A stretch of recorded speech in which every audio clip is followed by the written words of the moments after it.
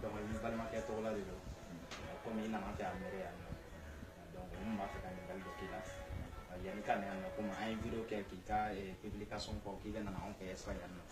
Donc au bout qu'on a la vidéo publication qu'on a la moitié manié en wele quand doya ou quand que doya wele ne pas banga amina. Voilà parce que on met aidera faire un mes la mot ko e mai mamu me kamo doya bi famo doya ko mo mo ko tigi manka sadi imanga o tigi plus de ni ko islam o be ku be kamo aidera faire quoi. Bon ne b'a fɛ ka ɲininkali min kɛ e la sisan. N'i yɛrɛ ka taa ɲininkali la.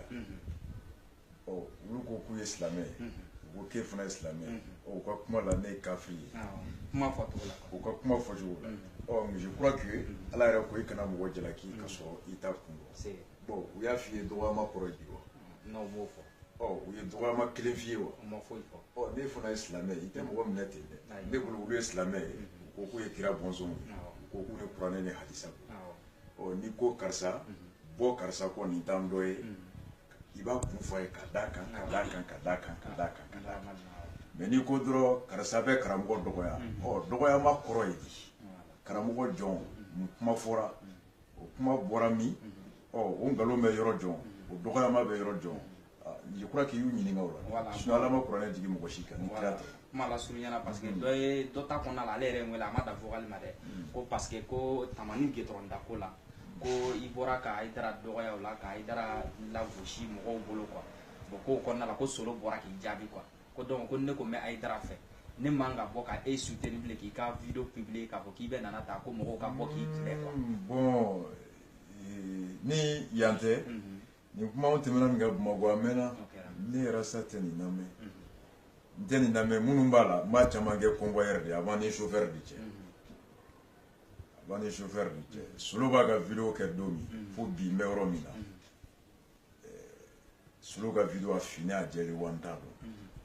mais Solo ka vidéo ni n ma fili a bɔra alamisa dɔn à la veille araba sufɛ Aidara ka protocole Aidara n ka émission bɛ passé TMD la a ye n wele a ko karamɔgɔ bɛ ka émission lajɛ wajulu tɛ tɛmɛ a kan Aidara bɛ n dɔ tora an bɛ ɲɔgɔn dɔn an bɛ ɲɔgɔn wele an bɛ ɲɔgɔn fo u y'a b'an cɛ. Mais n'i yɛrɛ jamatigi ye dɔ bɛ se ka bɔ ka kuma dɔ fɔ ka sɔrɔ i t'a kalama i y'a faamu kuma la surunya la tamani ko n'a fɔra i ye k'i ye mɔgɔ dɔgɔya ne tɛ o kɛ koba ye ne mun y'a fɔ Aidara mun tɔgɔ fɔra kun Aidara b'a dɔn ne b'a dɔn mun fɔra ka fɔ dɔgɔyama t'a kɔnɔ hakili jigin don ka sira tilennen yira ko kana kɛ mun bɛ se ka lagosi lase dɔw ma n tɛ foyi d'i ma i b'i ka téléphone ta i b'a dayɛlɛ Google i bɛ don i b'a sɛbɛn bitumage de route de Tamani politisation a kɛra don min ne bɛ yɛlɛma ne tournée la n nalen Maliweb ka journal bɔra n'a ye a bɛ Maliweb ka article kɔnɔ Aidara ka mɔgɔw wulila ka na kuma na n ye papier labɔ ka yir'u la u yɛrɛ sigilen ko la ilaha illallah k'u tɛ nin kalama Tamani dugutigi journaliste ka kumakan na un certain Fofana o de bɔra ka fɔ article kɔnɔ ko goudronda in diyara n ye k'a nafa ka bon ka d'a kan k'a bɛ kɛ sababu ye k'a to Tamani k'a caman tun tatɔ jigin Barawuli k'u bɛ sɛgɛn sira la ko la plupart des femmes vont accoucher à Barawuli k'u bɛ heure 3 de kɛ sira kan i y'a faamu donc n'a fɔra ko jama fanba bɛ taa jigin yɔrɔ min o kɔrɔ u bɛ taa mun ɲini Tamani o t'u fɛ Barawuli o t'u bara a ko minnu bɛ yen a ko Tamanika caman bɛ jɛgɛ mara u bɛ taa jɛgɛ bɛ tiɲɛ u bɛ taa n'a ye Barawuli a ko sira in bɛ n'u nɔgɔya a bɛ dɔ bɔ temps na yanni i ka 3 heures kɛ i bɛ dɔ surunya ne ko n k'o ka ɲi n ko sira ka ɲi mais sira bɛ na nafa dɔ de dafa mun y'a min i bɛ jɛgɛ da i kɛnɛyalen n'i ye musow bɛ taa jigin Barawuli o kɔrɔ jiginniyɔrɔ tɛ yen ou est ce que ni jiginniyɔrɔ donna o nafa tɛ na wa n y'a labɔ n ko kumakan min don a bɔra jɔn na Tamani dugutigi journaliste y'a sɛbɛn ni mɔgɔ ye nkalon tigɛ jɔn y'a tigɛ u sigilen tora Ansardine bɛɛ kulo bɛ n'a bɛɛ bɛ n dɔn c'est pour mun ni mun bɛ kuma n t'o lamɛn parce que dɔw bɛ hadamaden bato ka tɛmɛ Ala kan ni mɔgɔninfin jarabira mɔgɔ la i t'a fɛ ka ko mɛn mais n'i bɛ mɔgɔ fɛ i bɛ bɔ ni ko ye o ye fɔlɔ ye n ko ne bolo kɛnɛya mɔgɔw sigilen bɛ tamani ni kɛnɛyaso jɔr'u ye ka frigo n t'a dɔn u bɛ yɔrɔ min ka soba jɔ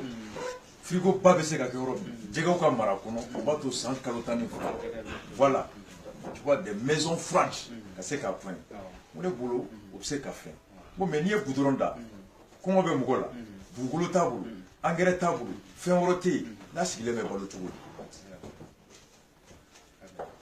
c'est ce que j'ai dit mais a kama ansardi mɔgɔw ye n wele ka na k'a fɔ n ye ko Haidara ye dɔgɔtɔrɔso jɔ ye u bɔra a kɛra u kɔnɔ ko ne de ka kumakan don mais n ko voici c'est l'article qu'il a écrit avec Mali Web ka bɛɛ ɲɛ b'a la o ye fɔlɔ ye filanan Haidara ko silamɛw b'i kɔ IBK a y'a fɔ Haidara y'a fɔ an b'i kɔ an b'i kɔ nka an b'i kɔ kɔrɔ ye n'i ko i bɛ mɔgɔ kɔ o kɔrɔ a ka laɲini mun ye i se ye mun ye i b'o dɛmɛ d'a ma n'i bɛ ka dun ko Al Jazeera kan ko 2018 il est candidat mun n'an ko an bɛ Haidara ka kumakan ta a bɛ se ka faamu i komi ni i bɛ ka mɔgɔ mana s'a ma a bɛ n'a dɛmɛ 2018 o karamɔgɔ n k'o don wa a y'a to Haidara bɔra k'a fɔ ale ka kuma ma to sansi la a ma fɔ mɔgɔ si ye ko ka vote IBK 2018 n'i ko k'o ye dɔgɔyama ye e de b'o miiri parce que kuma la surunyana dɔw y'a yira k'a fɔ ko e bi mɔgɔ ka juguman fɔ quoi ko mais k'a ye ɲuman min kɛ k'i t'o fɔ ko parce que k'i ye goudron da ko o to ye wa Haidara ka mawuludi min tɛmɛna a denkundi carte d'honneur dira ne ma ne tun bɛ stade la kɛnɛ kan Banjugu ka émission kelen ni n bɛ bɔ salon aw b'a ta u bɛ Facebook kan k'a fɔ minnu bɛ ka fura feere mɔgɔw ma ni Ala tɔgɔ ye n b'a f'u ye n ko wajulu tɛ Mali kɔnɔ bilen n ko n'aw bɛ wajulu duman lamɛn Haidara lamɛn a ye Madu Dunbiya lamɛn a ye Mustafa lamɛn aw ye Ismaël Dramé Ala ka hinɛ lamɛn o don Haidara ka mɔgɔw tun bɛ ne wele ko Arasa ye silamɛ ye k'an b'i kɔ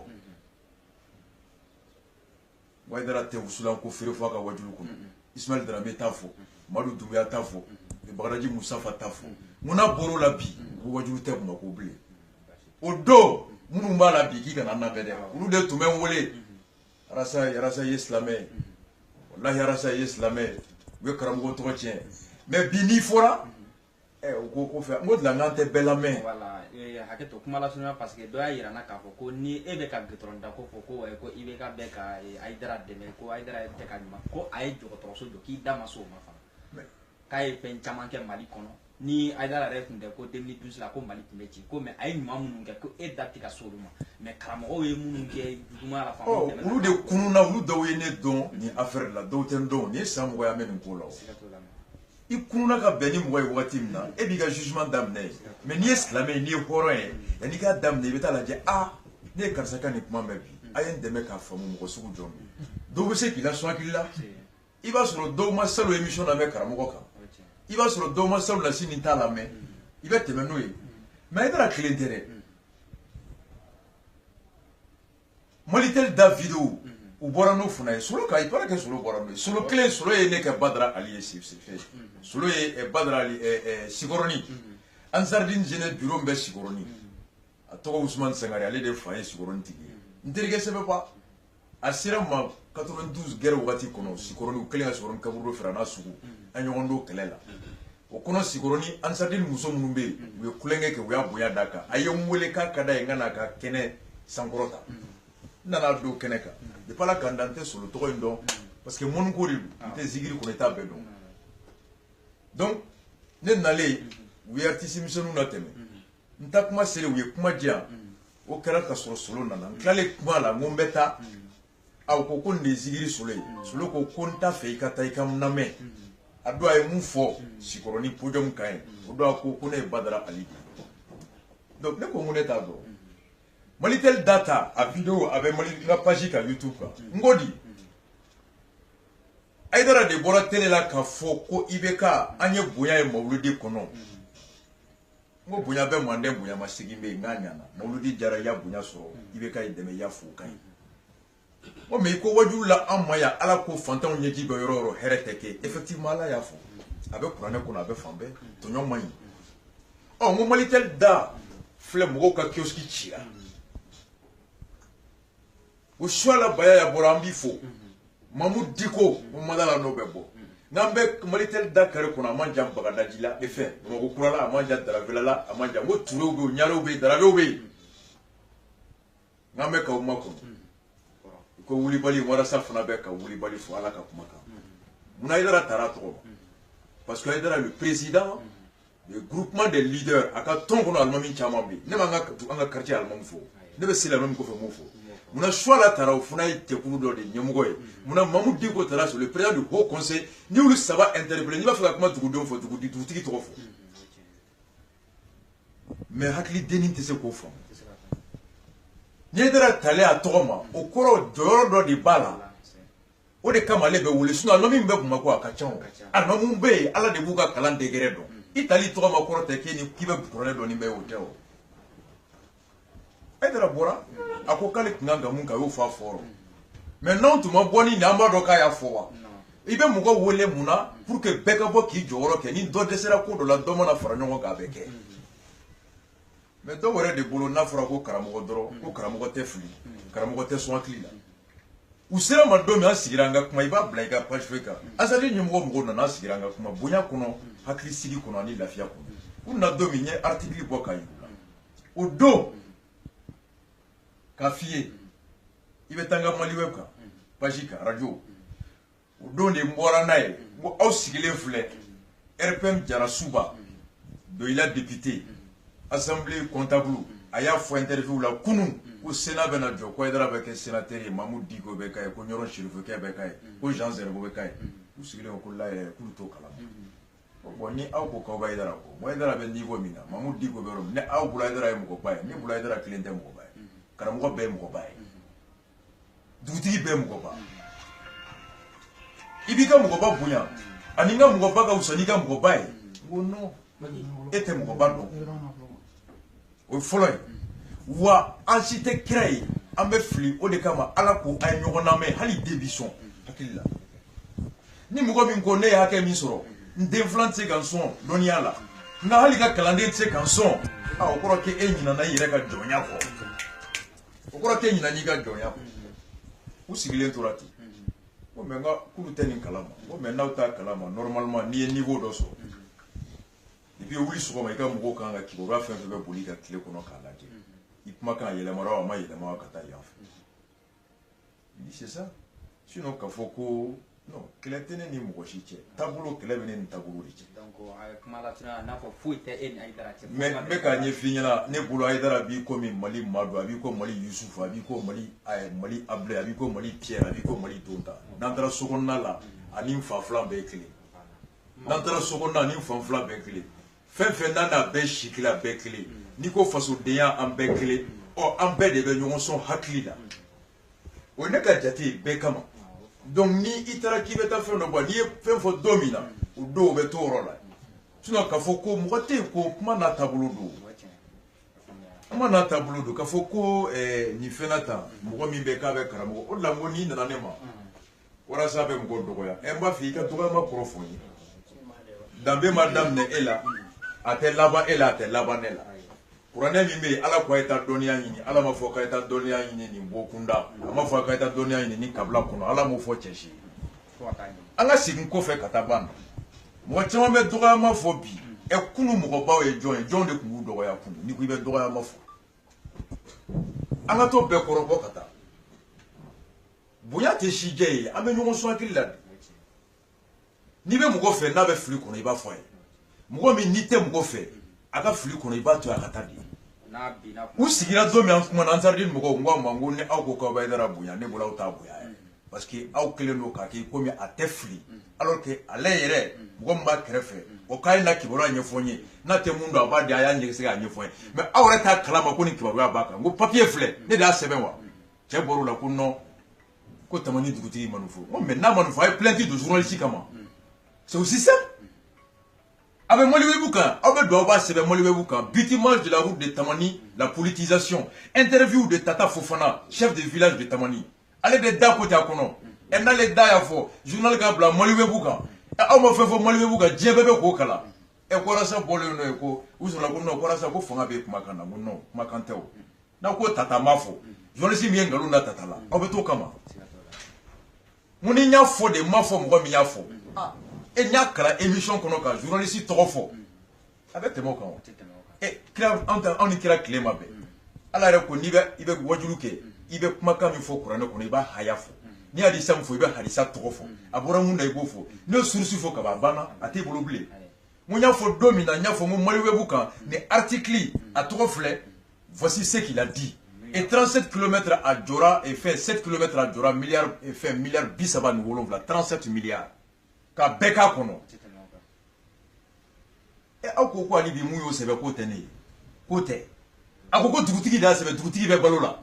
journaliste be balola dugutigi ma bo journaliste ngalon tike ka dana aw ma plainte de ko journaliste ngalon tike ka dana e ne muya fo ka journaliste to fo ka dugutigi to fo e kuna da ida la do ya okuma aw be joni ko ala banda dobe nyamugo du yo nyamugo korodo mugo mi naw jera ka dana daka aka wakil labla ni aw ya ko funa kununa ka do ale be siram de kan mugo ni ire ke kete fli mugo fi mi jara bilendo o te koyo c'est tout ni mugo kelo le tumene wole salo rasa ibe cheka mawludi kele ga ne tumbe c'est clair ali bamana ni kobe ko fa be de la sigi ka foi o te fo ala re ma fo misiri kono ko almami joro la doka jo akrefe ni almami filla ko la clé sel la e jo ko te la clé o ko ke ta la ko lebe mo ko la ala ko ram na almami be fili ay fereti ka la clé e o ko ni ka wa karamo ko ni karamo filla ko te la clé o ko ma me dina jongo ne ko ne ba idara feni awi kada ka ni mo ma ni fo ne dara binasini akorolo be beka munamba fe joro mimbala na ya joro la fa jamana dembe ba na faso na ya joro bla ko do be ba suruta to onye be ubse ka to dowi hali jugu se ga here na ti jugu dile kana a here na ti ande mo ko la de on me faso basigili ko dila chewo che ibse ko ke amena noe ni joro ba ko na bila bo chugu chugu ka ni joro fa bila bo ni mungi ma ko doga ma tigi nya ko doga ma ko ensuite demsenier amte mo ko ba ya ante fin mais ni ko doga ma iba kun fanye karasa falindo abe zuemi abe dro obe kore mumba dangalon do wachendo arasa mufo duguti ya fo duguti ma fo o ma fie ko ngalondo arasa mufo journal ya sebe wa ma sebe uta fie ko ngaloe o ko arasa ma idara ta tofo e a dominance girade ugo ko idara ka pour fin tobe mo ai na jangi aw ya foni mais ninte mun kala man to kala mais même mon kalama we ka fo kata fo wajulu kono ka eta 7 firi eta 700 mais nyofo e o do ayi wole ko rasa vraiment ambiko le 11 mai le 10 mai Aïdara Bessiga se tourner là aka protocole c'est un bon ami Aïdara yem fatiri do mo ngoy fatiri fa flando mais faso kenela abeba nyo so akli là 11 mai ma foi Aïdara ko anniversaire le 12 mai on me bon marler taquer le 11 mai do me émission qui ta bête égala ni mboro la ansari mo le ben wole munte marler do de ba ke drogu tala bo marler mo bade rasambi ko o mo kelo 11 mai temele karamo ka protocole e wola be sigaso akwanga carte black na ngwa carte B ay mo black na conférence la 11 mai la Carrefour là. Et de nouveau, quand ta émission bêta, bébé, moi, le web sans fait, il fait pas j'y caille. Au dos de Bora, parce que dans la côté, quoi, l'ité mon corps, quoi, j'ai même mon boya, quoi, puisque quoi, mon copain, quoi, j'ai bêta, j'ai qu'à bon marler boya. A donné l'émission qui ni l'émission là-bas, ma foi, il y a banni taille, anniversaire le 12e, marler taille le 11e, mon copain, ben, on suit, à la case, à bé. Alaka shinyama alaka marle darosma alaka karamugo alaka barka kai alaka shidama o soube téléphone fo be tia be ansarde mugo bo marla ala mugo de frasa ambiko donc c'était pour dire mais n'était banque là do be ko do la do jarabele bu ala ko eta donia nyini aw kardo karamugo be fli fa bɛ fili dugutigi bɛ fili alimami bɛ fili kɔmɔtigi bɛ fili pasteur bɛ fili an se tɛ kira ye mɔgɔ ni mɔgɔ tɛ yen k'i ka sira yira i la alors dis-toi que ko nin t'i la dugu kɔnɔ wa laban ko jugu b'i ye mɔgɔ b'i fɛ a b'a f'i ye anw tɛ yan ka bɛɛ sago kɛ an tɛ yan ka bɛɛ sago kɛ Aidara y'an fa ye n'an bɛ so an mɔkɛ don n'an bɛ so an dɔw kɔrɔ don n'an bɛ so an fa don an bɛ so hakili min b'a la o banna a b'an sɔn hakili la a yɛrɛ ko a ye n sɔn hakili la Aidara ko k'a bɛ Facebook ta bi a bɛ jɔn wele a t'a denw wele a denw tɛ Twitter yira a la bi wa a den tɛ YouTube yira a la wa mɔgɔ min bɛ anglais kalan o t'a kɔrɔ fɔ a ye wa mɔgɔ min bɛ tubabukan kalan o t'a kɔrɔ fɔ a ye wa mɔgɔ min ka baara ye droit ye a tɛ droit papier dɔ ma k'o ɲɛfɔ a ye wa n'a ko ayi k'a kelen b'a bɛɛ dɔn ko n'a tɛ mun dɔn ko o tɛ fɔ a ye o kɔni e bɛ jarabi de kɔnɔ mais anw bɛ bonya de kɔ n b'i bonya ni n b'i bato o tɛ kelen ye donc k'a fɔ ko dɔgɔyama ko bɛ yen non an t'o niveau la ni i jigi tɛ mɔgɔ fɛn fɛn kan i t'a wele k'a k'a da don i kunkanko la i jigi tɛ mɔgɔ fɛn fɛn kan i t'a wele a k'a da don i kunkanko la cɛ wa n galon Aidara de ko fantanw ɲɛji bɛ bɔn yɔrɔ o yɔrɔ a ko hɛrɛ tɛ sigi a ma fɔ Mali tɛ da jɔnw ɲɛ bɔra fajanw tɛ wa anw bɛ wele bilalen ma mun na n ko Aidara bɔ i ka Ala ta fɔ o de ma fɔ wa bɔ i ka Ala ta fɔ faamaw ye o kɔrɔ ye di i ka faamaw jagoya u ka sigi u ka fantanw ka hakɛ d'u ma ni jɔyɔrɔ tɛ Aidara la ci bɛ bila Aidara ma wa ne taara kɛ ko ci bila i ka karamɔgɔ ma k'e ka karamɔgɔ dɔgɔyara karamɔgɔ joli bɛ Bamakɔ karamɔgɔ joli bɛ Mali kɔnɔ karamɔgɔ hakɛ min bɛ Mali kɔnɔ c'est tout olu bɛɛ la e kelen de tɔgɔ fɔra o kɔrɔ tɛ k'i kalannen ni bɛɛ ye dɛ o kɔrɔ tɛ k'i bɛ bɛɛ dɔn ni bɛɛ ye dɛ o kɔrɔ de ye k'a fɔ jama dɔ fana b'i kɔ jama min ni mɔgɔ saniyalen b'aw kɔnɔ n'i fana wulila k'i tanni kɛ ka fara Diko tanni kan ka fara Suwalaw tanni kan n'o farala société civile tanni kan a bɛ se ka kɛ fantanw ka hakɛ bɛ sabati jamana bɛ likisi ni e m'o leçon faamu o kɔfɛ e b'an sɔrɔ ɲɛfɛ temps t'an bolo k'o ɲɛf'i